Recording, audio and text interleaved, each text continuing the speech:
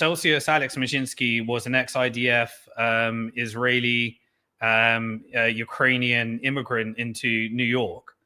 And his business partner, Daniel Leone, who, while Alex Mashinsky went down for 12 years, he escaped to Israel, and he ended up creating an artificial intelligence startup with the Prime Minister's office of Israel as their number one customer. His wife was the head of loans, borrow against your Bitcoin. Think what Cantor Fitzgerald is doing with all these Bitcoin treasury companies. Think what JP Morgan is doing with these borrow against your Bitcoin. Think what BlackRock is doing with hold Bitcoin with us via the ETF. They're building the financial industrial complex to gain as much of your Bitcoin as possible.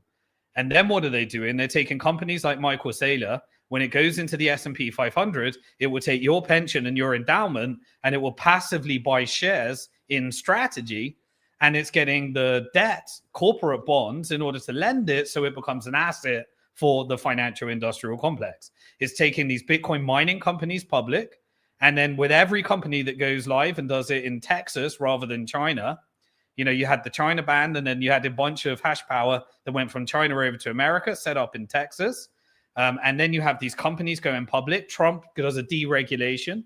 All of these companies start going public, and the financial industrial complex gets more and more of that. And then they build a blockchain ETF.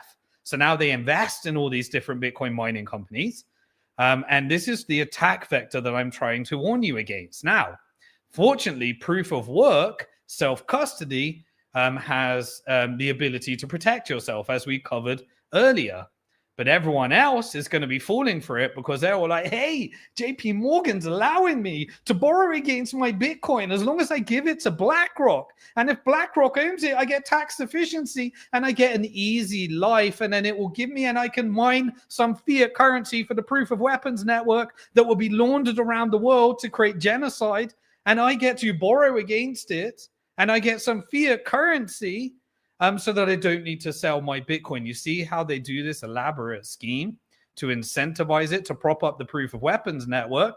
And then Trump launches a stable coin so he can launder $2 billion that goes into Binance through the Abu Dhabi Sovereign Wealth Fund that gives him $60 million through World Liberty Financial. What's World Liberty Financial? The shareholders are the son of Steve Witkoff, the envoy for the Middle East.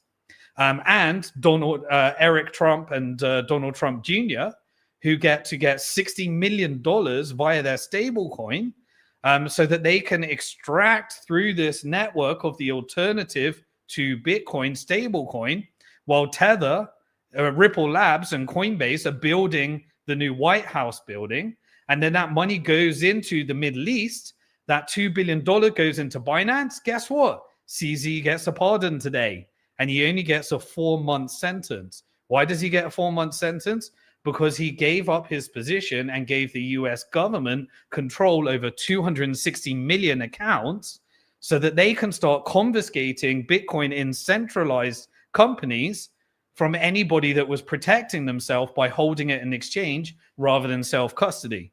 What does Mossad do? They contact Binance and they say, take away Turkish accounts, Lebanese accounts, Palestinian accounts, make sure they use it as a tool, a financial weapon of mass destruction in the genocide so that they can't gain access to their money. How did they get CZ? They said he was funding Hamas. So they produce a signal chat, and that signal chat says that Hamas had an account with Binance and $600 was in that account. But now Abu Dhabi Sovereign Wealth Funds, part of the GCC, ends up with the large shareholding in Binance.